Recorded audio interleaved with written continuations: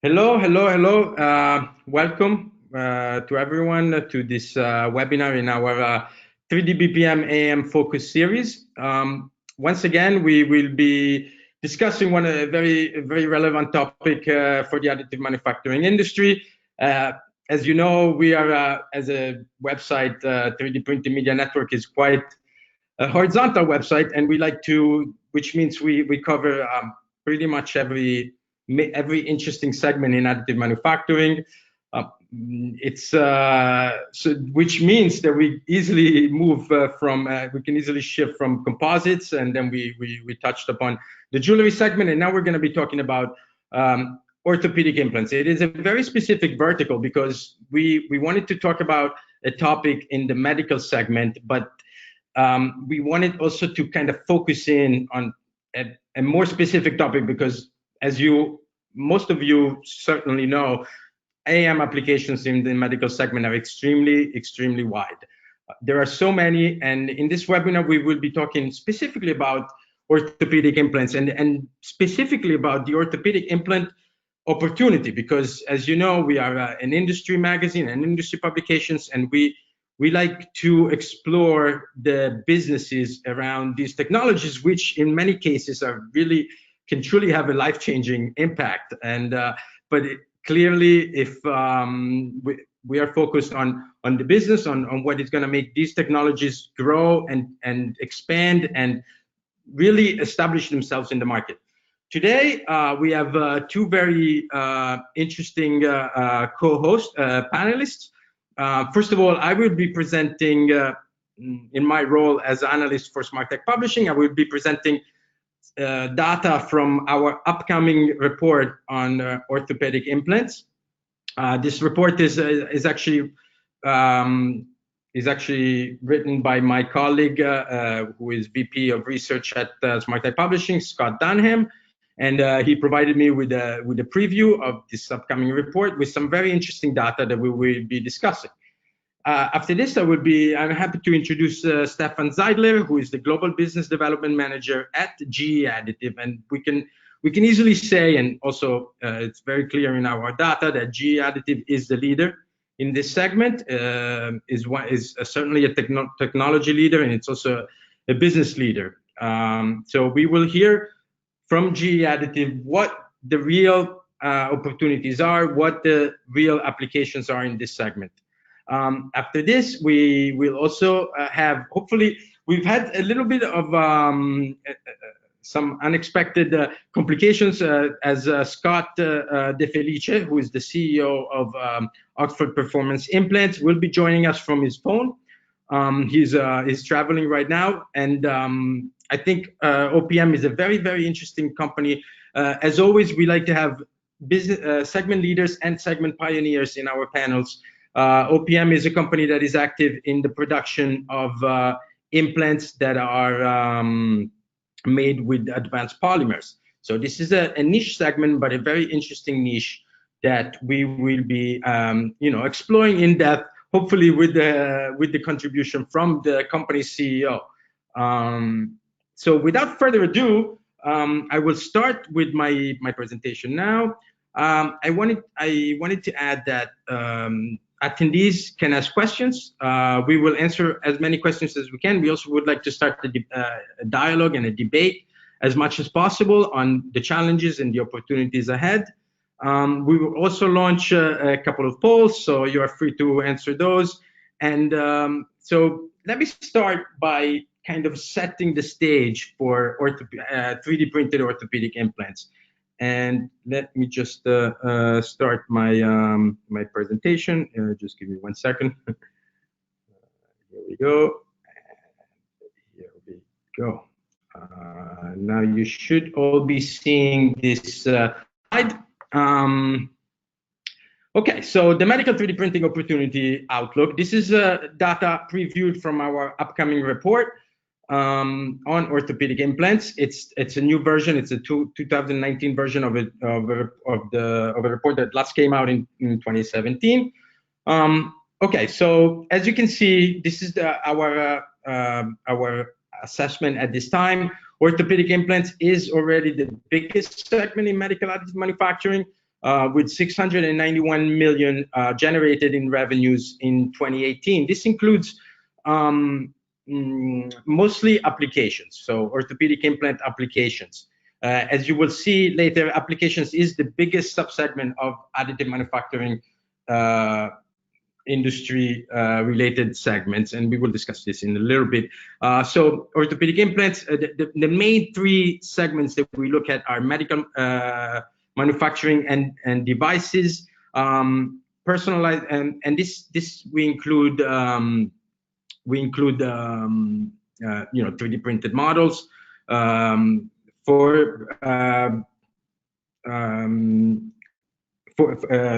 we include, I'm sorry, in this segment we include obviously surgical.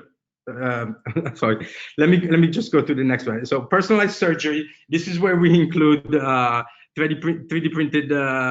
printed surgical guides and medical pre-surgical models, and then medical manufacturing and devices is prosthetics and all those other devices which are not specific to surgery. So let me just go to the forecast.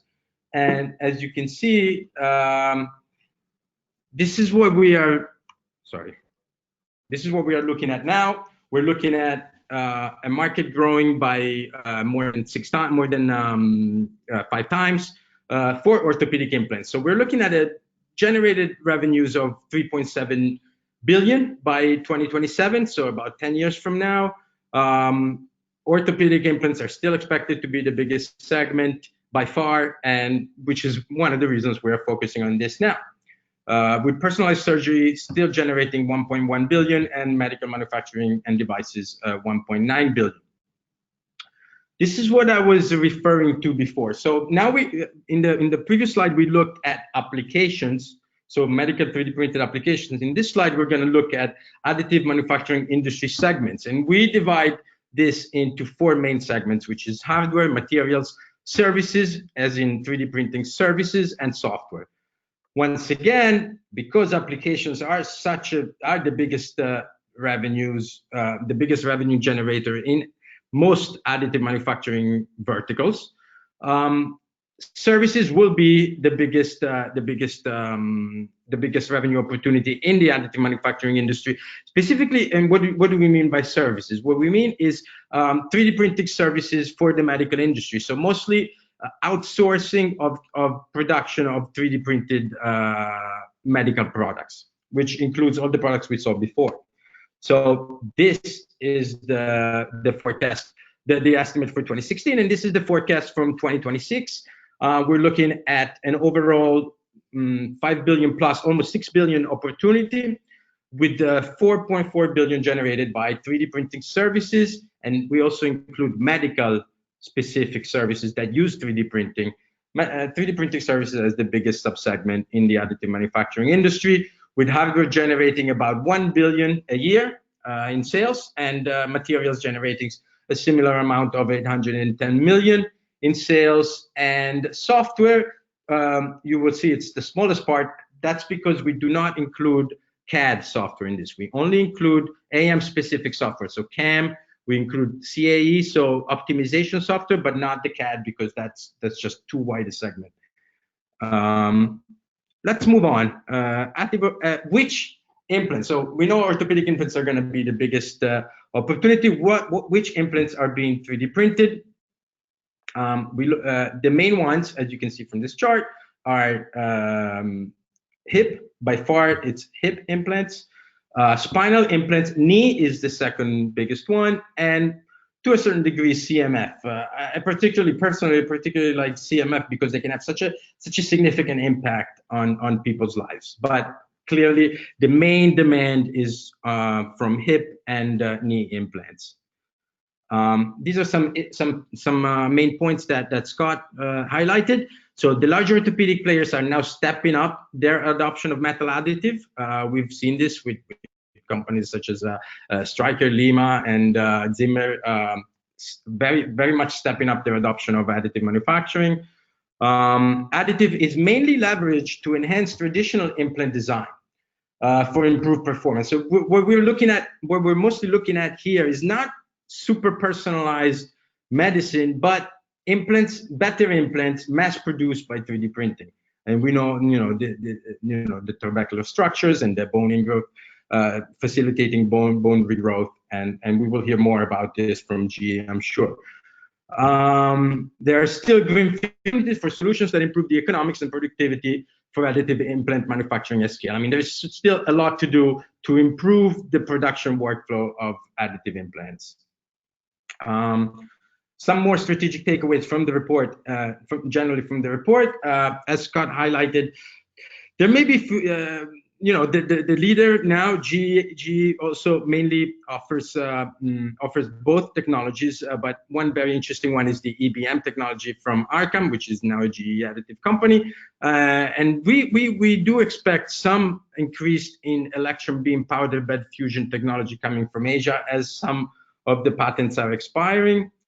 Orthopedic implants today are defined as an additive sector where powder bed processes using direct fusion, which is either laser or electron beam, will have a competitive lock on the market for the short and medium term future. So for the short and medium term future, we expect that the great majority of implants will be produced by laser or electron beam technologies. Some impact may exist in the longer term for some new support-free metal 3D printing technologies, which would open up a lot of new possibilities. These include binder jetting technologies with players such as Desktop Metal, GE Additive itself, HP, and Stratasys looking at this technology, and some support-free powder bed fusion. There are companies that have presented new systems that could enable support-free powder bed fusion. As always, it's not just about the printing. Each company has its own methods and its own workflows. So the 3D printing workflow includes several different stations, not just the printing station. So there are other items that need to be considered, such as depowdering, sterilizing, testing implants for quality, and however, a lot of these processes depend on the part geometries and the level of lattice structure. So 3D printing can be extremely beneficial for advanced geometries, but then these geometries need to be able to use these implants. We need to be able to also post-process them, and sometimes the more complex geometries may complicate the post-processing and the finishing part even more. There are other materials that we are looking at that could offer opportunities for 3D printed bone, grafting devices, such as biomaterials and some ceramics, used through binder jetting technologies, and also, as we will see, advanced polymer 3D printing. This I think, is the most interesting slide, and after this, I will conclude my brief presentation. We're definitely happy to take questions, but how much will 3D printed implants impact the implants industry? We think a lot. This is the scenario. We think that our forecast numbers indicate that the number of 3D printed implants is in the order of the number of overall implants is going to be in the order of 7.2 million by 2027, and we expect, and I'm sorry, this chart is maybe a little misleading, but we expect up to 58% of all implants to be 3D printed by 2027. And with this, I have concluded my introduction. As you can see, these are the reports that are available now, and we will have a new edition of the additive orthopedics implant coming up in the next month or so. And thank you very much. I will now pass the controls to Mr. Zeidler, to Stephan. Let me just pass you the control, Stephan. Hold on. Make presenter. Here we go. Okay, so Stephan, if you can also maybe introduce yourself a little bit and tell us a little bit more about what you do, and then go ahead with your presentation material.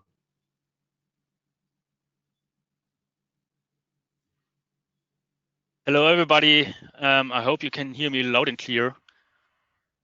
David, can you hear me? I can hear you fine. Yes. Good.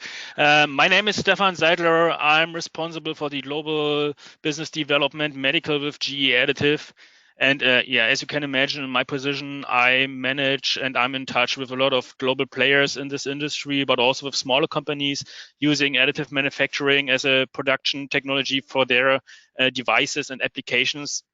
And also in this position, of course, I see a lot of companies are approaching us to talk with them about their applications, if they are suitable for additive manufacturing, and if we can, let's say, tweak the process and the application to utilize this technology for their production. So there are some companies already using this technology for medical production. Some have those machines sitting in their R&D departments and they want to move them to production. And of course, there are some other companies still working on applications and also solutions to materialize their products. So it's a wide variety. And with having said this, I just wanted to start my presentation and give you an overview on how we experience the industry at the moment and the market.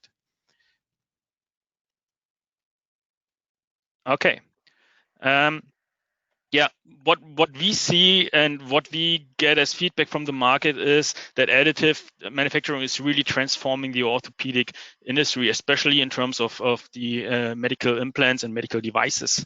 This technology is one of the top trends in the industry. So if you go to a conference or a trade show, almost every company shows their applications produced using additive manufacturing. Everybody's talking about it. As I said, some companies have those machines already sitting in their production facilities, and some others, they have it in their R&D departments, and they're trying to move it to production. So we see a great adoption rate in the whole orthopedic industry. And additive manufacturing is also a prominent topic in medical research, and it's well funded because of various aspects. And one is that you can really create parts and geometries you couldn't create using traditional or conventional processes before.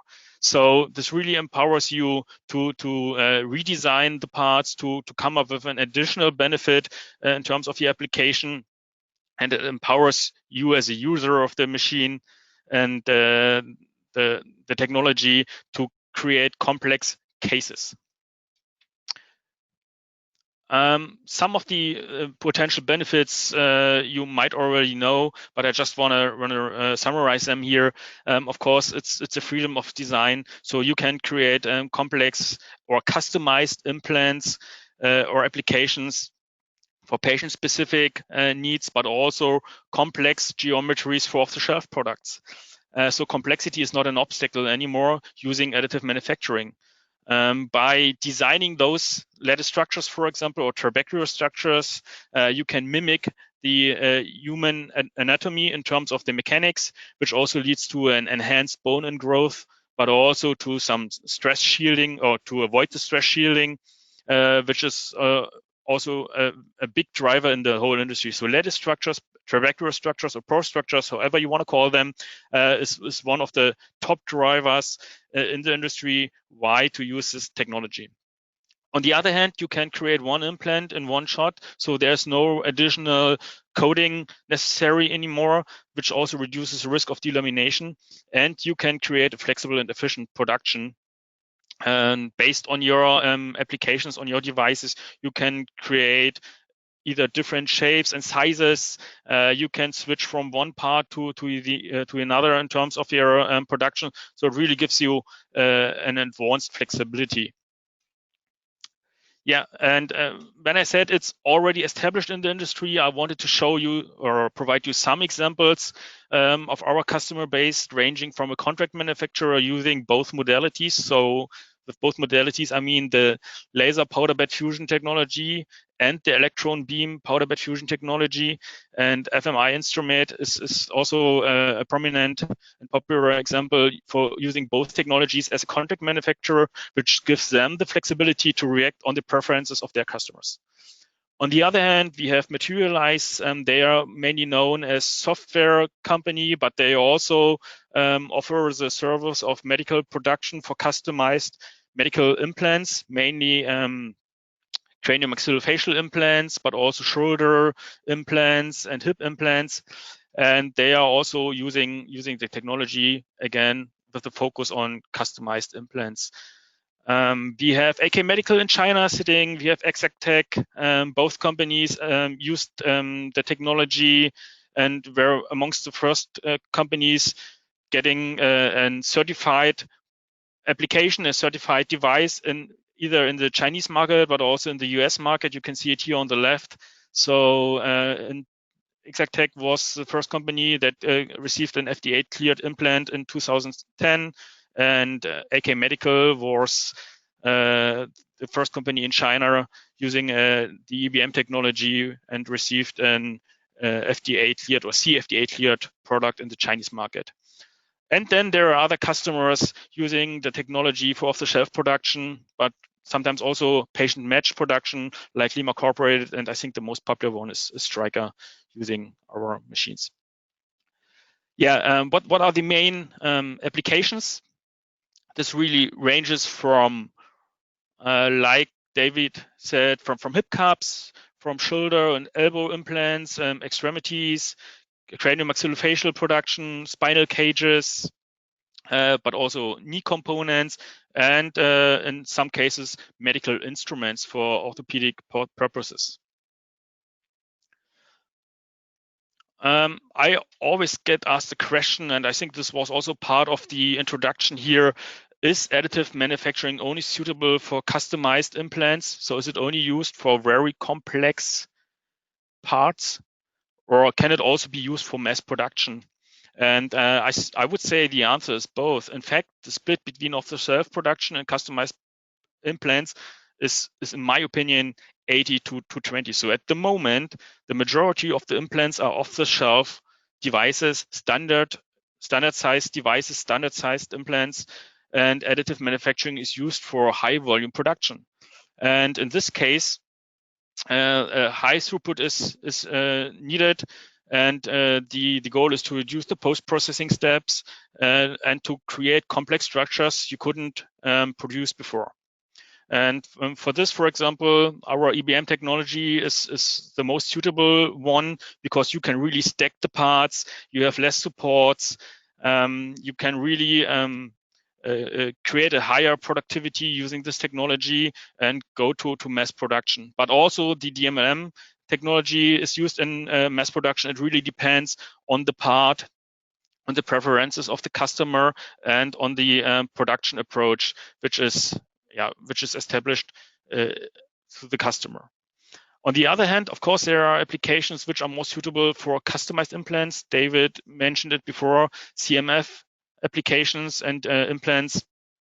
The nature of those implants is that they are all individual implants. They have their individual shape and geometry. So in this case, of course, additive manufacturing is a suitable production technology because you can really create those highly patient-specific and complex shapes and sizes and implants with a minimal investment in material and a first turnaround time. But this also requires a strong interdisciplinary approach between the manufacturer and the surgeon, which is very important for this approach. And this is why also it's more time consuming. The parts or the implants are a little bit more cost intensive. And of course, also the numbers are way lower than for off-the-shelf production.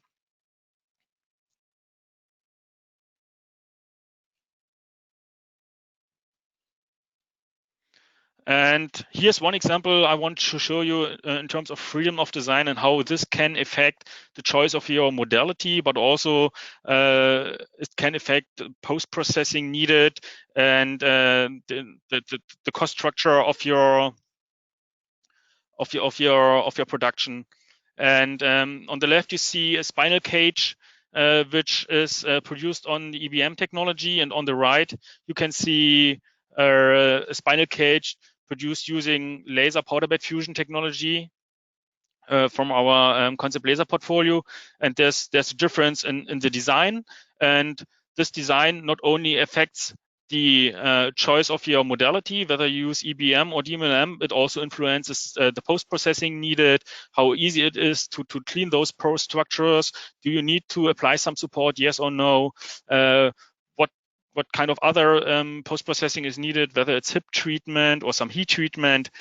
So the message here is you really have to look into the application, into the preference of your production or of the customer, and then you can guide the customer in terms of the right modality and how this would affect the post-processing and his whole production. Because as you all know, 3D printing is more than just pressing the button and all the magic happens. It starts from the design stage to the production phase, to the post-processing phase. And in the end, of course, you have to certify your product. And this is what we have in our portfolio. As I said, we have our concept laser portfolio using the laser-based powder bed fusion process, and we have our EBM portfolio from Arcam, and it really comes with different features. So in general, the laser technology is more suitable for fine details. It's easier to remove the powder. It shows a higher surface quality, and it comes with a wider material selection. On the other hand, we have the EBM technology, which shows or which has no residual stresses after the production process. So there's no heat treatment needed except of some hipping. Maybe it really depends on the application, and it's more suitable for larger production volumes. So the support removal is easier because you don't have that many supports like on the laser technology, and the powder costs are a little bit lower than on the DMN portfolio. And this is really the portfolio we can offer to the market, along with the different properties of the different modalities.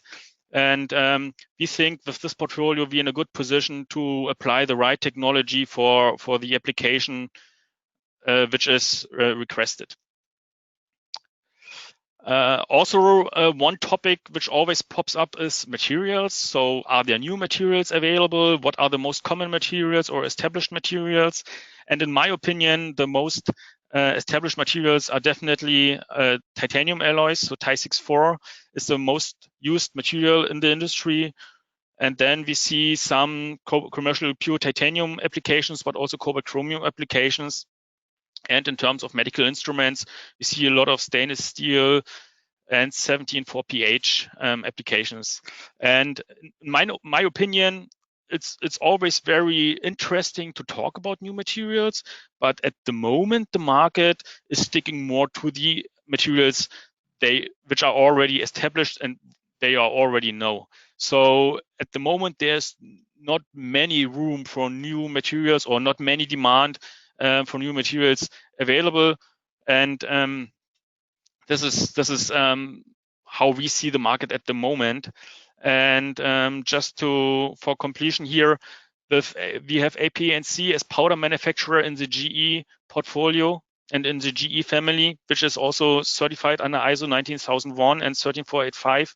And this gives us the opportunity to provide our customers with the right powder, and also gives us the opportunity to customize and develop the right powder for the process and for the application for our customers. So what are the challenges?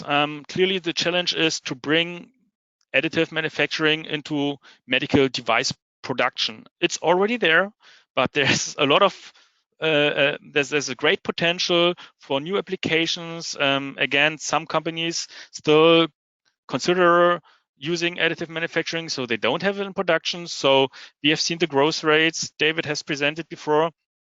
And no matter if you talk to a big company or a smaller company or someone who just started his business, the questions are almost always the same. So ranging from design considerations, what are the limitations, how to design for additive manufacturing, how to set up the production, how to make a part. The customer needs to be enabled to move to the technology to production. So it's one thing to use a machine for R&D purposes, but it's another to scale up the production and use those machines for reliable production of medical devices. And of course, you have to qualify the process to make it applicable for your medical device production. So there is a lot of uncertainty in the market since this technology is a new technology, and we really can help using our GE Additive service to provide you on your business case and support your business case, give you more information about cost models, close the gap between close the knowledge gap you might have in your company, and also reduce the risk and to reduce the trial and error, and to really help you to ramp up the production. And one topic which is always discussed in every company and on every presentation is the process validation topic, which is necessary to move to medical production. And there we also see a lot of need to guide our customers, to educate them and to hold their hand until they are in medical production.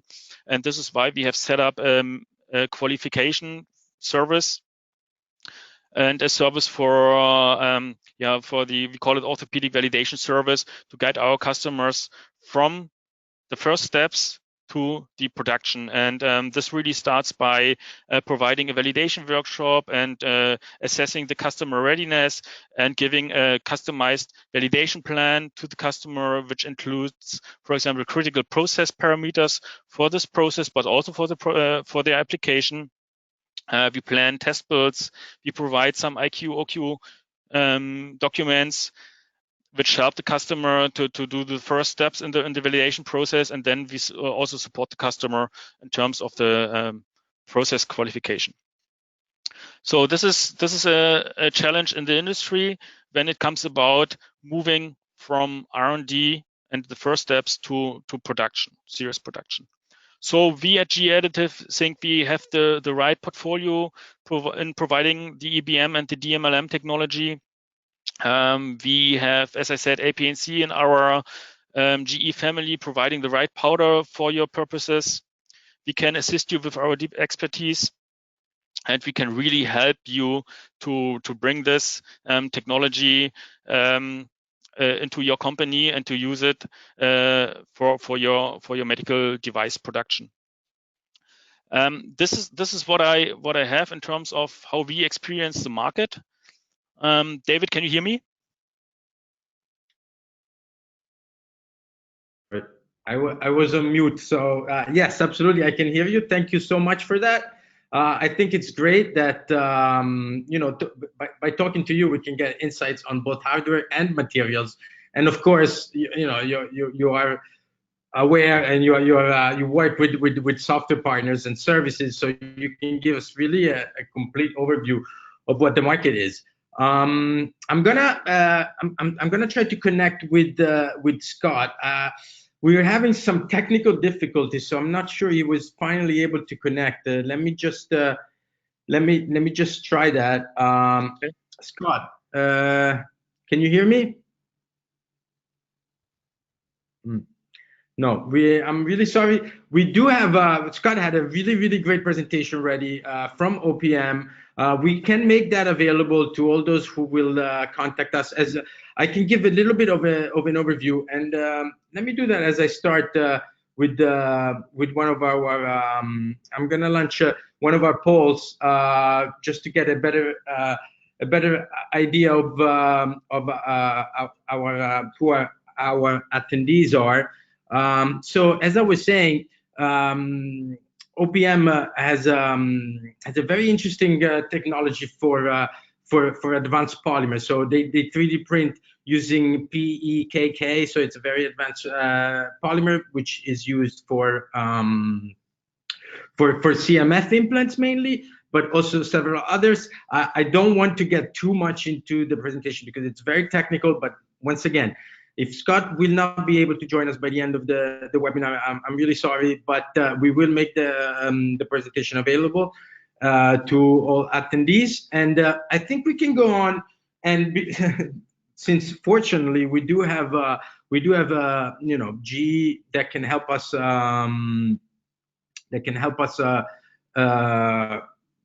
cover so many different aspects of the market. We do have a few questions. So one thing I wanted to ask is to Stephan is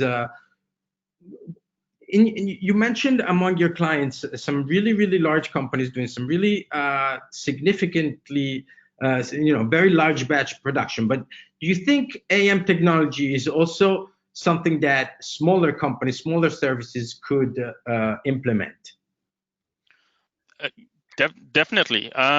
So of course, it's always fancy to show the big customers, but there are also smaller companies using this technology successfully already for their niche product, for their niche idea, or they bring their own let's say USP to the product by designing a different lattice structure or pore structure, and then they can really show some benefits for bone and growth, for example, or they find their own niche in terms of customized implants where they have a very individual solution for their customers.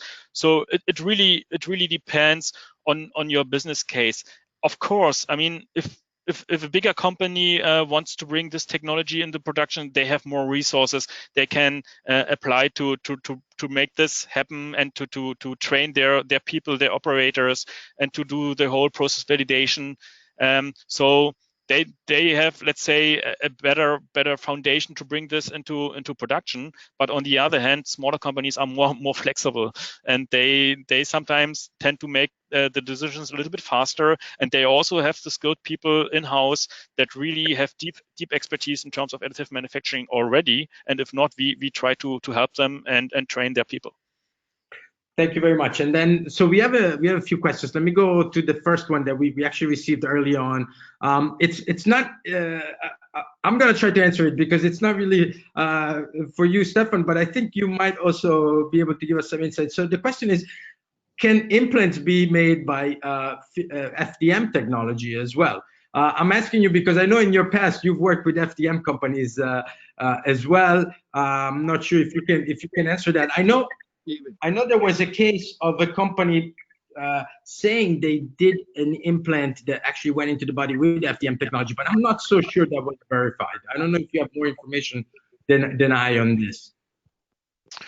So I would say if you use the right material, which is needs to be biocompatible, of course you also could use the FDM technology, and there are companies out there trying to use the FDM modality for some materials already and to create implants, for example in PEEK. And so I think yes, it's possible. At the moment, the majority of the implants which has received an FDA clearance, for example, is still based on powder bed fusion.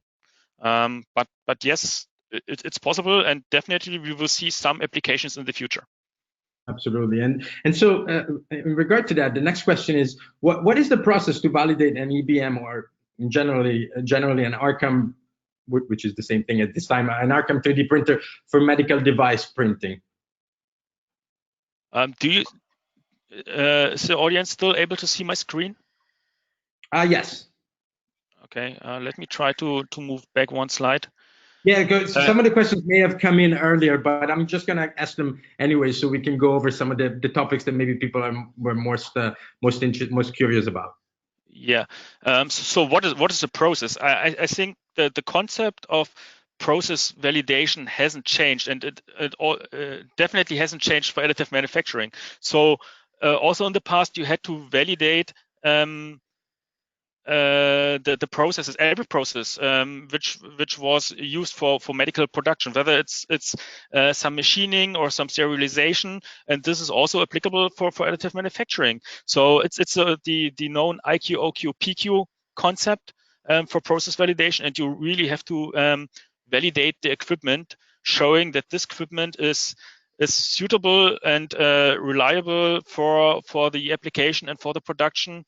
and shows some consistency and reliable results in the end. And this is the idea. So it's starting from installation qualification, where you show that the right equipment is installed and that everything is in place and everything is there, over operative qualification, operation qualification, showing that this process is suitable to create the parts which are about to be produced, and then the process qualification showing, okay, that this process is stable over a longer time period and is resulting in a consistent medical device quality.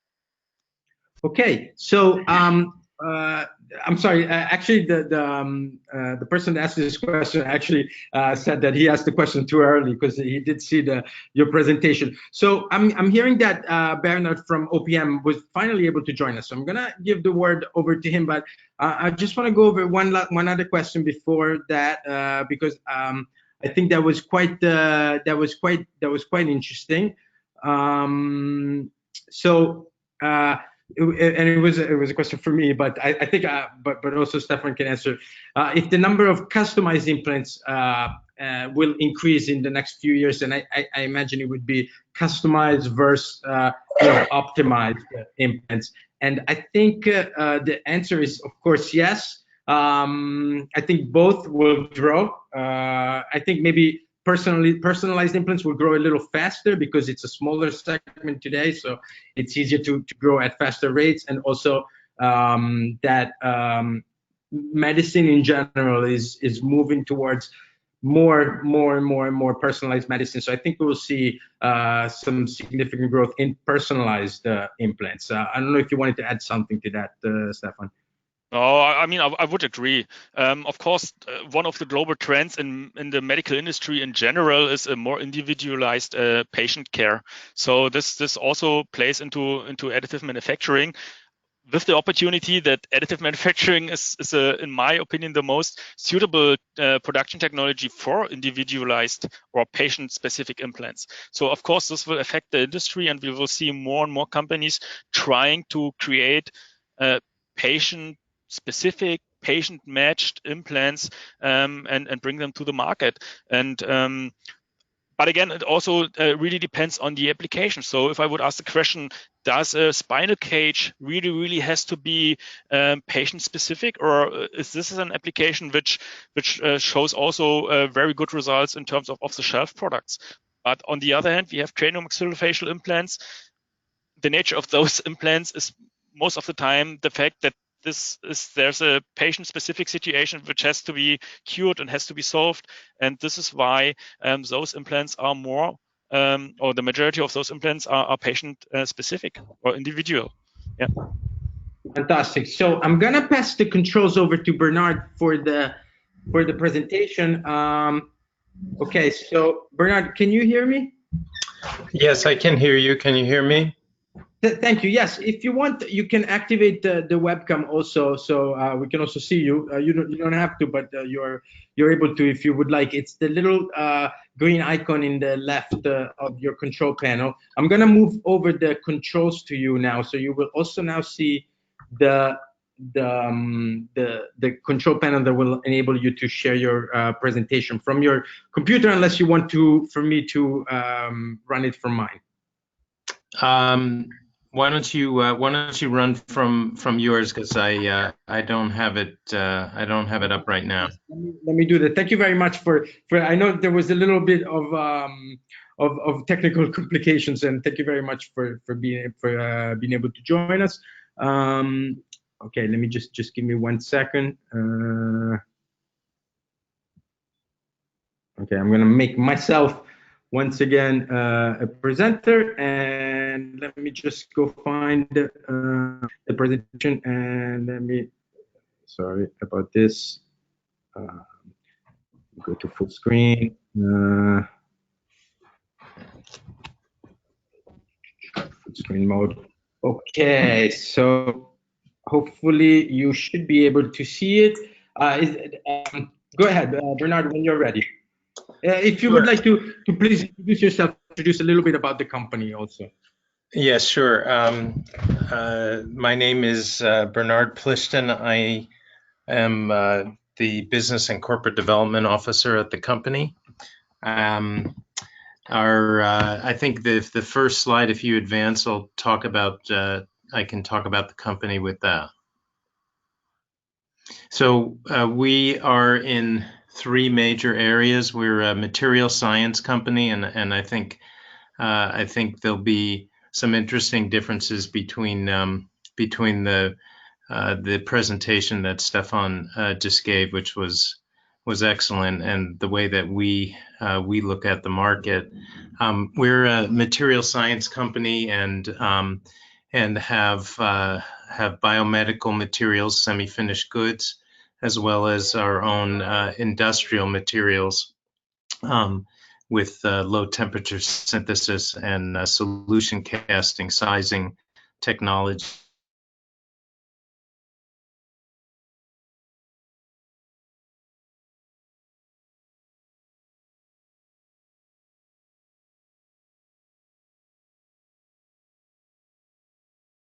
Business where we are an OEM as well as contract manufacturer.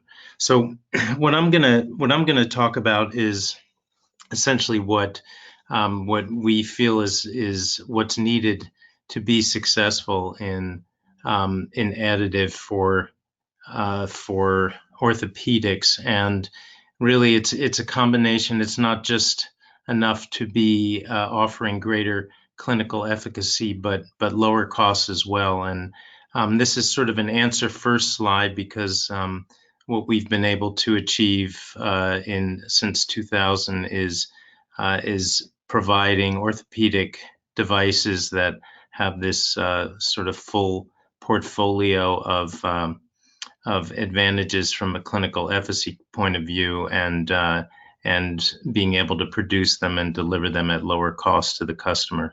Next slide. Sorry.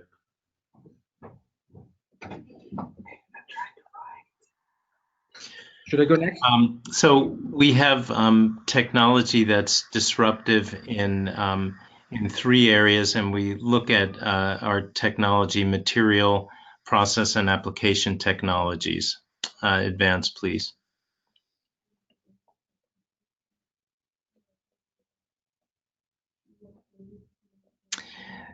It from our focus begins with material science. As I mentioned at the beginning, we're a material science company.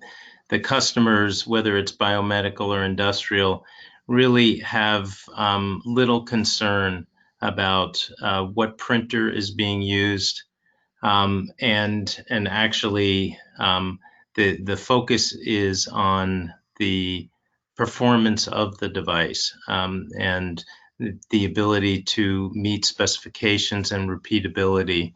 We focus exclusively on the highest performance thermoplastic PEKK, and I'll take you through a different world than the metal world that Stephan presented. So the reason that yes, please, next slide.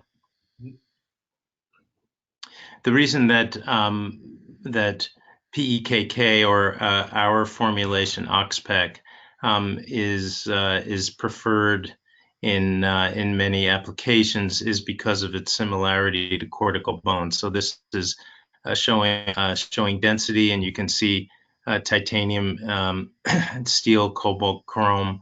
I think the issues of stiffness and density are well known. Next slide. Similar with modulus, similarity to cortical bone for our OXPEC material. Next slide. And finally, compressive strength, again, very similar to cortical bone. Next slide.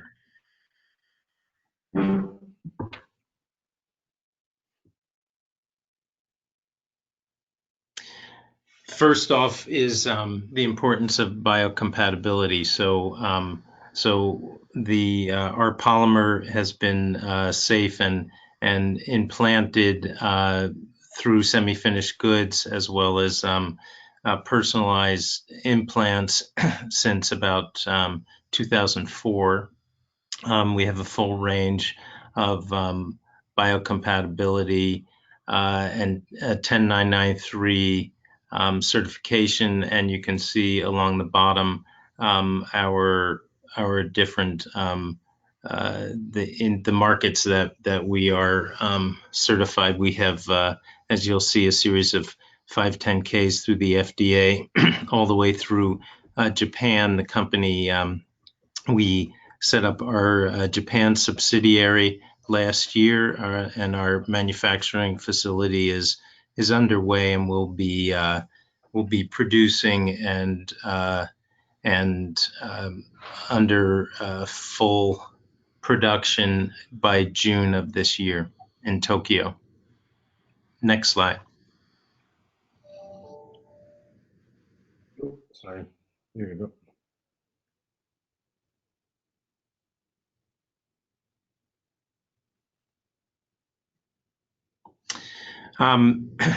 Another key element is osseointegration. Stephan was referring to the osseointegrative capabilities of titanium.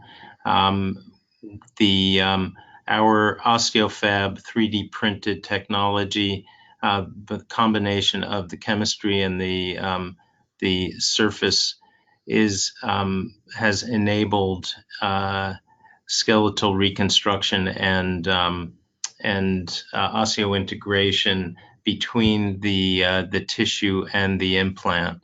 So you see on the top, the top two images, OsteoFab with the purple red on growth into the implant. On the bottom are examples of PEEK, which cannot be satisfactorily 3D printed, and has a history now which has been recognized in papers in the industry for problem with fibrous layers forming and inflammation. So PEEK has become less and less a product of choice for surgeons, and we've been replacing that with our PEKK OsteoFab process. Next slide.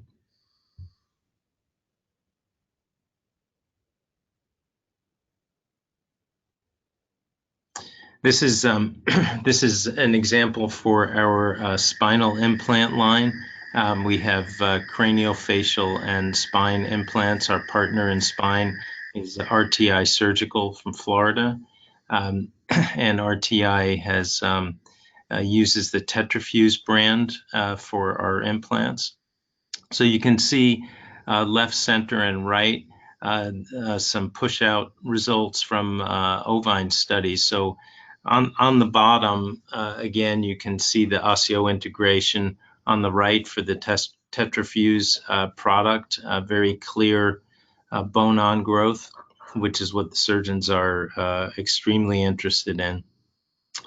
On the left, titanium, which also has the bone on growth, but part of the issue you can see with the push out on the far right side of that titanium coated sample, there's some shearing off of the edge, which has been a problem that has been identified in the industry, where titanium coating is taking place, as opposed to the examples that Stephan was showing with trabecular metal, which has been working extremely well. PEEK, there's no residual bone attachment. Again, another problem in showing the lack of integration with PEEK implants. Next slide. Sorry.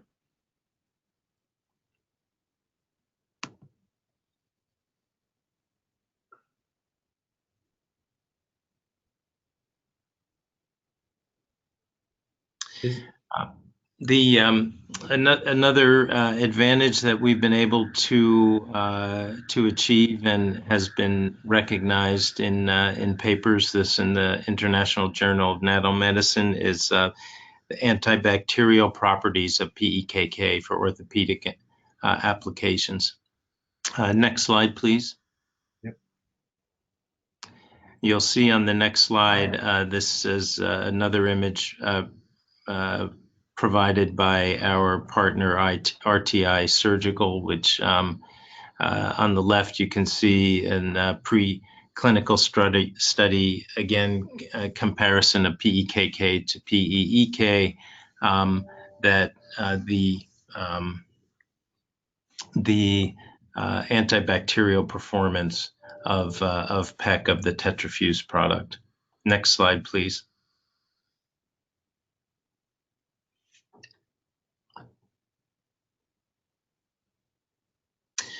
This is the second article that I just want to mention. This came out just a few weeks ago from the Journal of Nature, which we were really pleased to see from this prestigious journal, detailing the evidence of our 3D printed PEX structures with regeneration of bone defects, especially in combination with synovial fluid, which is, of course, in contact with every implant. This, as I said, this just came out, and we're looking forward to more with nature. Next slide, please. Process technology, and I can move through pretty quickly now. Next slide.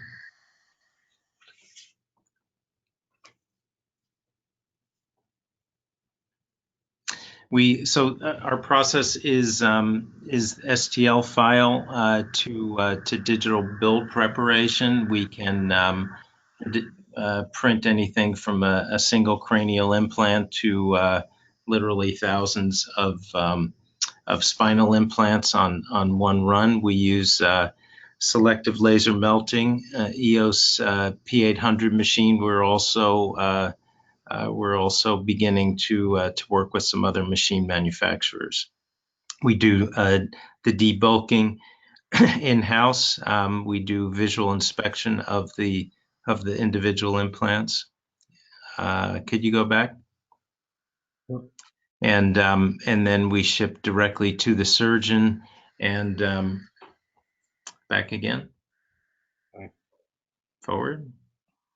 Okay. And the implant, you can see on the upper left there. I don't know why we keep advancing. David, can you hold on that slide? I'm sorry, this one or the one before, or The one after? before. The one before is this one.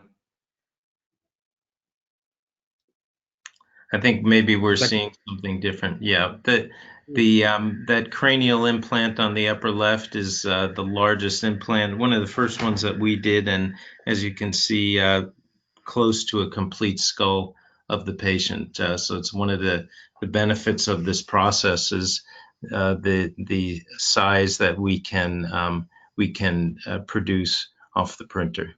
Okay, next slide.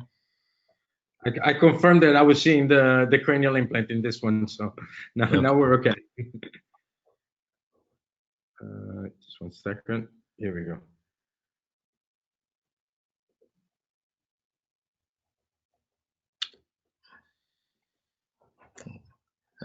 There we go.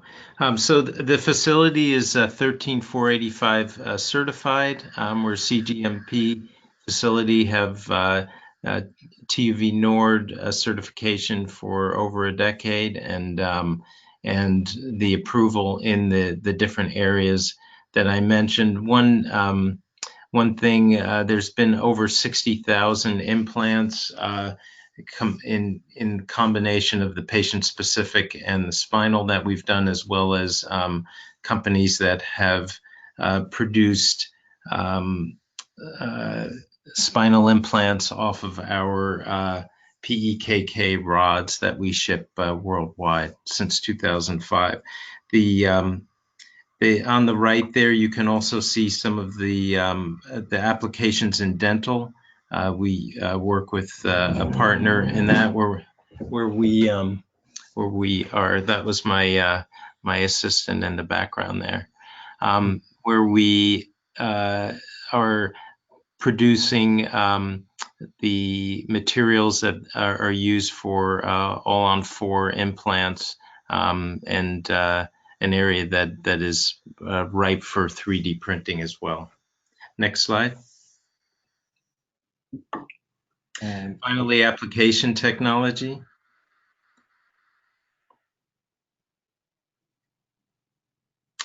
I'll go quickly now. So we have five 510Ks with the FDA. So we are the OEM for these products. Zimmer Biomet is our worldwide distributor for cranial and facial, and as I mentioned, RTI on spine. Next slide.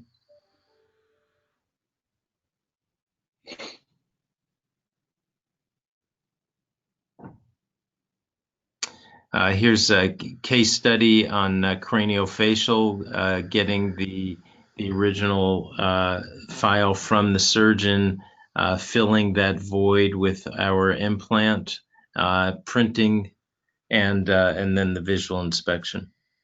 Next slide.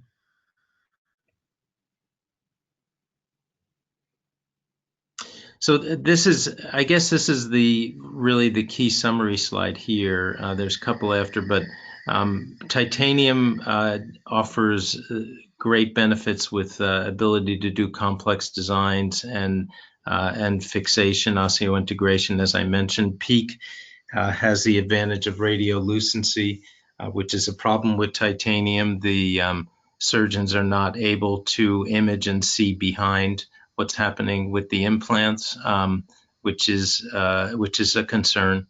And PEEK does have bone-like mechanics, which is an issue with titanium. With our OsteoFab product, we like to be able to say that we can check all of those boxes: the bone-like mechanics, radiolucency, and fixation. Also, I mentioned the antibacterial properties, which is not a factor either with PEEK or titanium, and we can do everything with additive. I don't need to repeat the points that Stephan made earlier very well.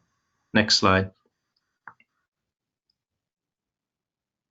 So this is, I hope I've covered all of these points. We have been able to provide the areas of clinical efficacy we feel we're meeting the surgeon's needs, and the hospitals in particular are interested in cost, and we've been able to supply on the patient specific. We get an image from the surgeon. We are shipping within 3 days, so there's no time issues, and we meet or exceed the cost requirements. Exceed as in reduce costs, and especially in the spine department as well. Next slide. Last slide.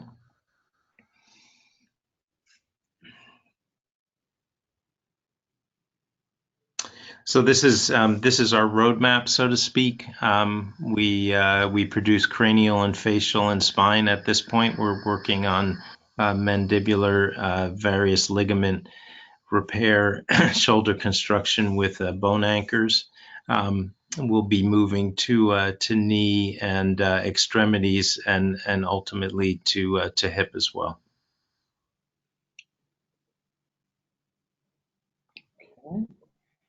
So, thank you so much for that. That was quite fascinating and quite exhaustive. I think, let me just, I just want to see, there are a couple of questions. I think one interesting one, since we started looking at other materials beyond metal. There's a question about a company called ZT. Sorry, I know the company. G3D Lab. I know they use a composite of ceramics and titanium. What do you, what about in your experience? How does this compare to your products? And I'm asking both Stefan and Bernard. And I think the person that asked the question also said that ZTI Med, which is the material from Z3D Lab, has a GPA of 35, close to the bone. Is this something you would like to respond to, Stefan or Bernard?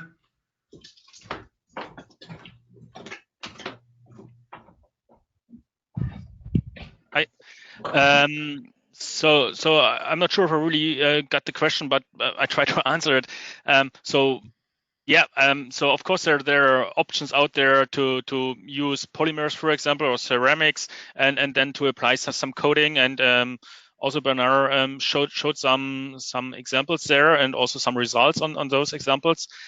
So it's really up to the application and to the customer what technology he wants to use or what procedure.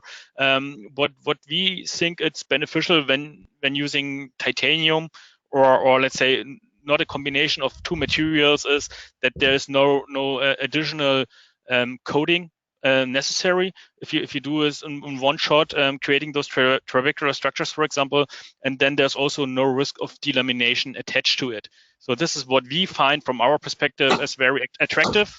Again, it's up to the customer if he wants to consider another option, and then he really would have to make his assessment which technology or which process fits best to his application.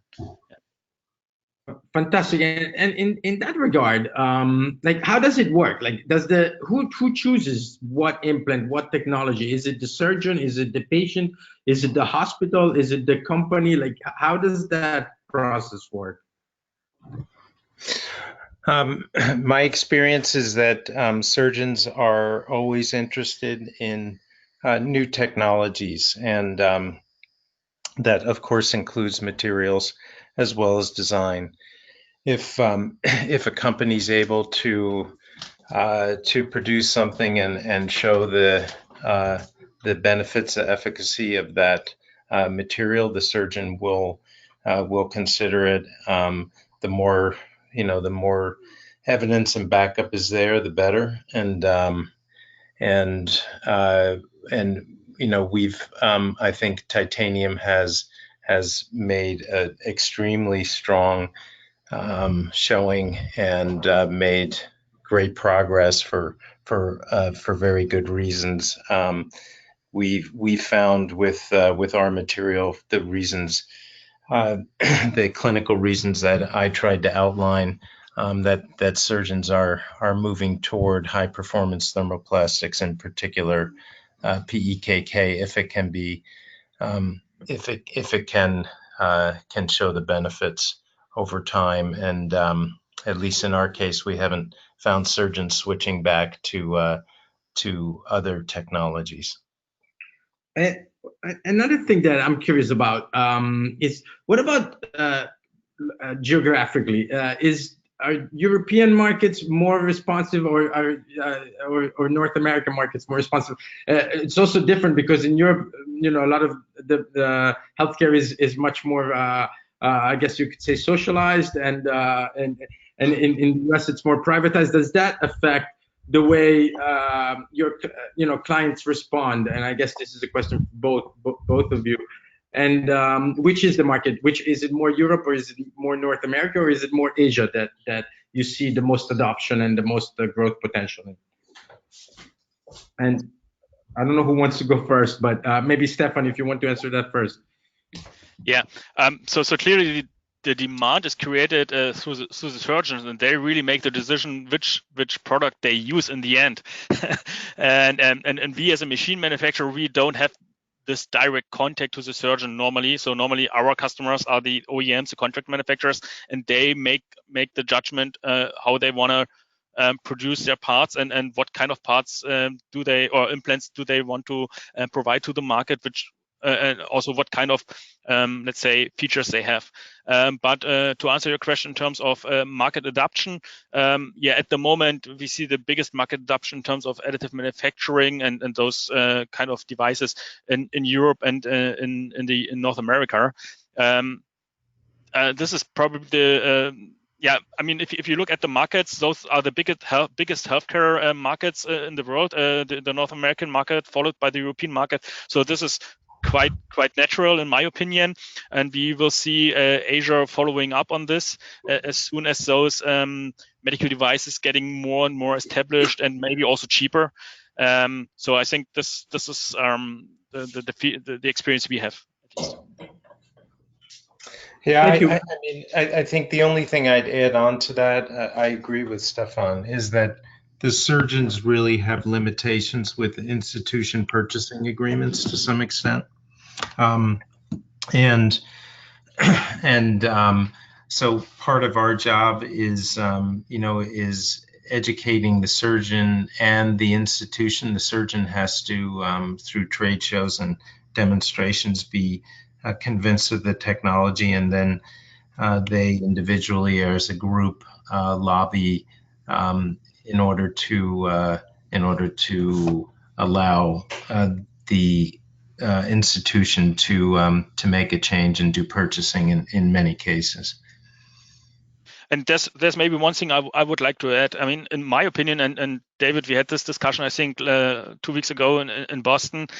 In the end, it's not the surgeon to judge the production technology. For him, it's about the application itself and the benefits that go along with it. In the end, normally the surgeon doesn't care whether this is produced using a traditional manufacturing technique or additive manufacturing or whatever. He simply looks at the application and at the benefits and at the patient outcome, and for the surgeons, it's at the moment it's a nice fact to know, okay, this is additively manufactured or not. And yes, if he has the awareness that this is additively manufactured and he knows, okay, what kind of benefits come along with it, it's nice for the surgeon. In the end, for him, it's about the performance of the medical device itself, not about how this production technology